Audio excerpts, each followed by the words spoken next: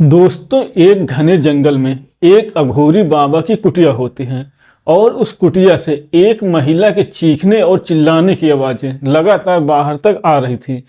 क्योंकि एक महिला उस बाबा की कुटिया में एक बच्चे की चाहत में बाबा के साथ शारीरिक संबंध बना रही थी। वो अघोरी बाबा भी उस महिला के साथ इतना जोरदार तरीके से शारीरिक संबंध बना रहा था कि उसके चीखने और चिल्लाने की आवाजें लगातार बाहर तक जा रही थी।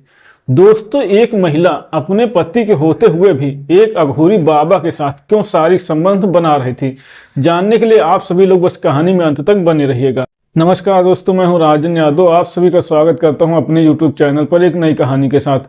आशा करता हूं आप सभी लोग स्वस्थ होंगे और अपने परिवार वालों के साथ मस्त होंगे। दोस्तों, कहानी में आगे बढ़ने से पहले आप सभी लोगों से एक छोटी सी रिक्वेस्ट है। अगर आपने अभी तक हमारे चैनल को सब्सक्राइब नहीं किया तो प्लीज चैनल को सब्सक्राइब कर लीजिए। दोस्तों, ये सच्ची कहानी उत्तर प्रदेश के गोरखपुर जिले की है। गोरखपुर जिले में एक गांव में एक मोहम्मद फरीद नाम का व्यक्ति रहता था। वो कपड़े सिलने का काम करते थे। उनको कई बेटियां थीं, क्योंकि एक बेटे की चाहत में उनके एक के बाद एक ऐसे 8 बेटियां होती चली गई थी। इसीलिए वो परेशान रहने लगे थे, क्योंकि उनकी बेटियां बड़ी हो रही थी। उनकी शादी कहाँ से करेंगे, क्योंकि इतने बड़े परिवार में सबको दोनों टाइम खाना मिल पाना ही बहुत मुश्किल हो रहा था। ऊपर से बेटियां जवान हो रही थी। इसीलिए उनके पास पड़ोस के लोग भी आपस में बातचीत करने लगते हैं कि फरीद की कई सारी बेटियां जवान हो गई हैं, लेकिन शादी अभी तक एक की भी नहीं हुई। इसीलिए उनको भी काफी टेंशन होने लगती है और वो बीमार हो जाते हैं। जब वो बीमार हो जाते हैं तो उनकी पत्नी अपने भाई को फोन करती है और उसका भाई आता है, उनका दवा इलाज करवाता है। कुछ दिनों में वो ठीक हो जाता है। उनका साला उनसे बोलता है कि आप इन सब की टेंशन मत लो, आपकी बेटियों की शादी हम लोग करवा देंगे। इसके बाद कुछ दिनों के बाद उनका साला उनकी बड़ी बेटी के आतिया के लिए एक लड़के का रिश्ता लेकर आता है। लड़के वाले आतिया को देखते तो उसको पसंद कर लेते हैं, क्योंकि वो देखने में काफी खूबसूरत थी।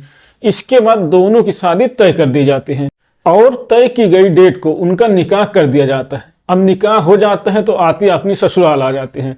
ससुराल आ जाते हैं तो आज उसकी सुहागरात होती है। इसीलिए वो अपने पति के कमरे में बैठकर अपने पति के आने का इंतजार कर रही थी और मन ही मन सोच रही थी कि अभी मेरे शौहर आएंगे, मुझे प्यार करेंगे, जैसे सभी लड़कियां सोचती हैं।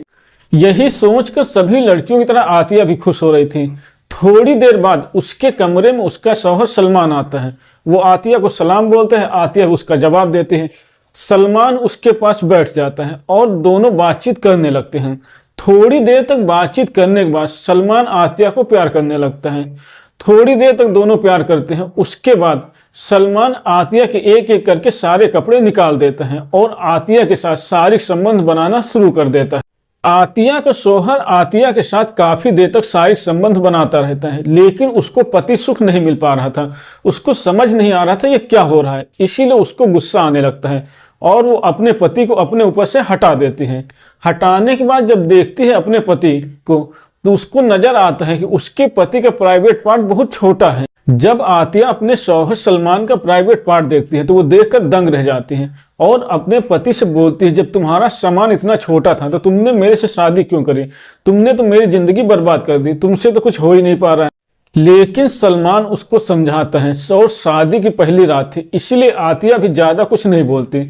अब ऐसे सब कुछ चलने लगता है। शादी सिर्फ नाम की शादी थी, क्योंकि पति और पत्नी के बीच में कुछ हो ही नहीं पा रहा था। उसके घर की स्थिति इतनी ज्यादा खराब थी कि वो अपने पति से तलाक भी नहीं मांग सकती थी, क्योंकि अभी उसकी 7 बहनें शादी करने के लिए घर पे बैठी हुई थी। इसीलिए वो सब कुछ सहन करती रहती हैं। लेकिन जब शादी को 1.5-2 साल बीत जाता है तो घर के सभी लोग खुशखबरी का इंतजार करने लगते हैं, किसी बच्चे के आने का इंतजार करने लगते हैं। घर के लोग, परिवार के लोग आतिया से भी पूछते हैं कि शादी को इतने टाइम हो गए, खुशखबरी कब सुनाओगे, तुम माँ कब बन रही हो। सबकी बातें सुन सुनकर आतिया भी परेशान हो जाती है। इसीलिए वो अपने पति को लेकर डॉक्टरों के पास जाती है। लेकिन डॉक्टर भी जब उसके पति के प्राइवेट पार्ट देखते हैं तो वो मना कर देते हैं। बोलते हैं, जब तुम्हारे पति का प्राइवेट पार्ट इतना छोटा है तो दवाइयां क्या कर सकती हैं, अब तुम देख लो तुमको क्या करना है। क्योंकि वो तलाक ले नहीं सकती थी, इसीलिए एक दिन वो अपनी सारी परेशानी अपनी एक सहेली को बताती है। उसकी सहेली उसकी परेशानी सुनने के बाद उसको एक अघोरी बाबा के बारे में बताती है, जो जिन महिलाओं को बच्चा नहीं होते थे उनको बच्चा कर देते थे। इसके कुछ दिनों बाद आतिया अपनी सहेली के साथ उस अघोरी बाबा की कुटिया में जाती है। वहां पर बहुत सारे लोग थे, काफी भीड़ थी। लेकिन जब उसका नंबर आता है तो वो अपनी सारी समस्या, सारी परेशानी बाबा को बताते हैं। बाबा उसकी समस्या सुनने के बाद बोलते हैं, अब तुम मेरी शरण में आ गई हो, तुम्हारा कल्याण होगा। इसके बाद वो बाबा आतिया को लेकर अपनी कुटिया के अंदर जाते हैं और वहां ले जाने के बाद उसके शरीर से सारे कपड़े एक एक करके अलग कर देते हैं। और जब आतिया बिल्कुल निर्वस्त्र हो जाती है तो बाबा आतिया के साथ शारीरिक संबंध बनाना शुरू कर देते हैं।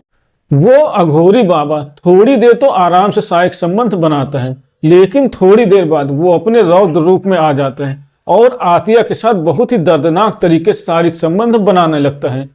क्योंकि आतिया के साथ कोई पहली बार इतने जोरदार तरीके से शारीरिक संबंध बना रहा था, इसीलिए उसको बहुत दर्द हो रहा था। लेकिन कहीं ना कहीं उसको अच्छा भी लग रहा था, इसीलिए वो सारा दर्द बर्दाश्त किए जा रही थी। पूरी रात बाबा आतिया के साथ शारीरिक संबंध बनाते हैं और जब सुबह हो जाती है तो आतिया अपने कपड़े पहनकर अपने घर वापस आ जाती है। बाबा के साथ शारीरिक संबंध बनाने के बाद आतिया को इतनी खुशी मिली थी, इतना अच्छा लग रहा था कि उसका जब भी मन करता था वो बाबा के पास चली जाती थी और शारीरिक संबंध बनाती थी। उस अघोरी बाबा के साथ आतिया का शारीरिक संबंध बनाने का सिलसिला लगभग 6 महीने तक चलता रहता है और 6 महीने बाद आतिया गर्भवती हो जाती है। ये बात वो अपने शौहर को बताती हैं, लेकिन उसके शौहर को तो पता था कि उससे तो कुछ हो ही नहीं पा रहा, तो फिर उसकी पत्नी गर्भवती कैसे हो गई। इसीलिए वो उस पर बहुत गुस्सा करता है और उसको बच्चा गिरा देने का दबाव बनाता है। लेकिन आतिया साफ मना कर देती है कि जब तुमसे हो ही नहीं रहा तो फिर बच्चा कैसे होगा, इसीलिए मैं इस बच्चे को नहीं गिराऊंगी, इसको अपनी दुनिया में लेकर आऊंगी। इसके बाद आतिया उस बच्चे को जन्म देती हैं, लेकिन उस बच्चे के जन्म के कुछ दिनों बाद उसका शौहर उसको तलाक दे देता है। अपने शौहर के तलाक दे देने के बाद उसको कुछ समझ में नहीं आ रहा थी कि वो कहाँ जाए, क्योंकि उसके अब्बू के घर में तो सभी लोगों को दोनों टाइम खाना मिल पाना भी मुश्किल था। इसीलिए जब उसको कुछ समझ में नहीं आता कहाँ जाए तो वो अपने बच्चे को लेकर उसी बाबा की कुटिया में चली जाती हैं। वो अघोरी बाबा जब आतिया की सारी परेशानियां, सारी समस्याएं सुनते हैं तो उसको अपनी कुटिया में ही रख लेते हैं। इसके बाद तीनों वहीं पे खुशी खुशी रहने लगते हैं। अभी उनका बेटा बड़ा भी हो गया। तो दोस्तों, ये थी आज की कहानी। अगर आपको पसंद आई हो तो वीडियो को लाइक करें और चैनल को सब्सक्राइब करें।